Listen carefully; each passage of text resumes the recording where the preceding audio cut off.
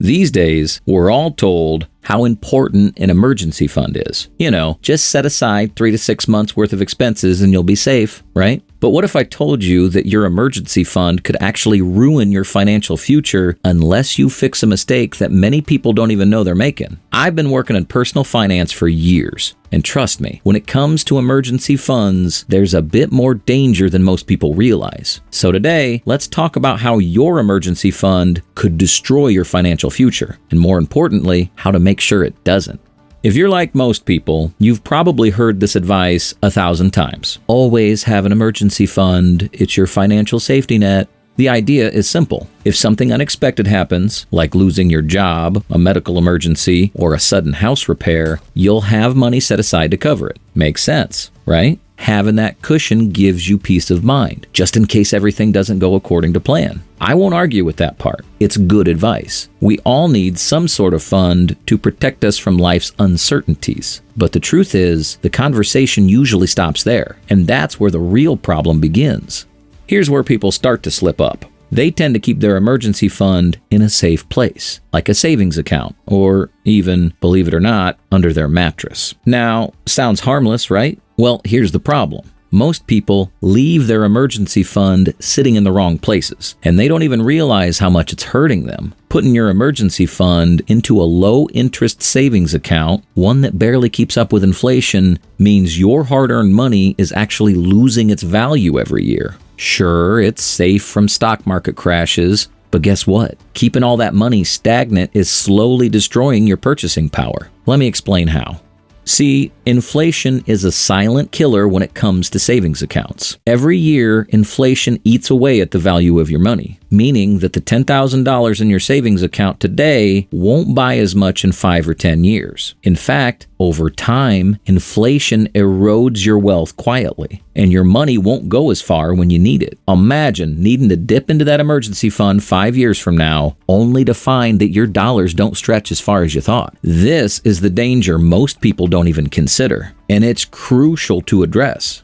But let's take it one step further. If you're leaving that chunk of cash sitting there, losing value, you're also missing out on opportunities for real growth. Let me paint a picture for you. Imagine you'd invested just a part of that emergency fund in something like a bond or a low-risk portfolio. Over time, you would have generated a small but steady return, meaning inflation wouldn't have hit you as hard because your money would be working for you. But if your cash is just sitting in a standard savings account, it's essentially shrinking in real terms. That's how an emergency fund, if mishandled, can damage your financial future.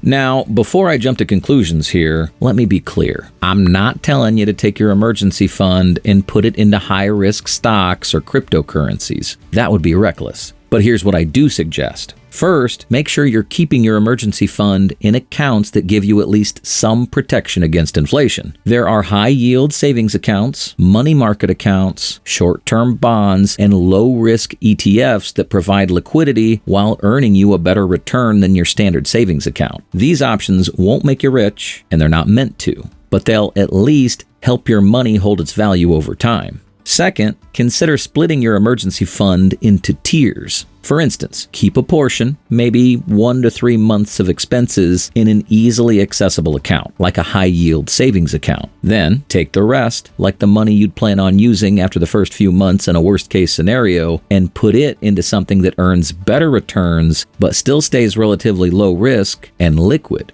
That could be bond ETFs, high-yield savings account, or a money market account. This strategy allows you to access your cash quickly if something goes wrong in the short term, while the rest has an opportunity to grow, or at the very least, not shrink due to inflation.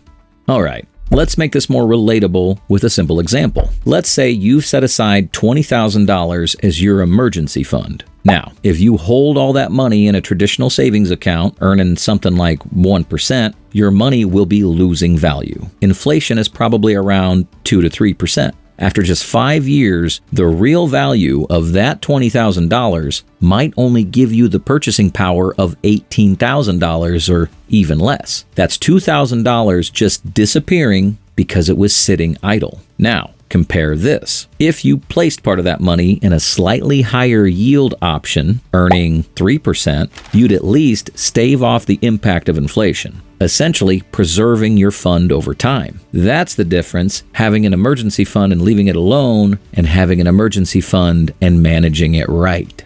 Here's the bottom line. Your emergency fund is crucial, but you need to handle it smartly. Don't let it sit somewhere losing value while you feel falsely secure. Take a little time, adjust where your emergency fund lives, and give yourself both a safety net and a little growth. Or at the very least, protect yourself from inflation. Trust me, 5 or 10 years down the line, you'll thank yourself for taking the time right now to get it right. Remember, your emergency fund is there to protect you, not to hold you back. Handle it well, and it'll do just that. Oh, and by the way, if you're finding this advice helpful and you want more tips to help you improve your personal finances, make sure to hit that subscribe button and join the community. I'll be coming out with more videos like this one, and I don't want you to miss out.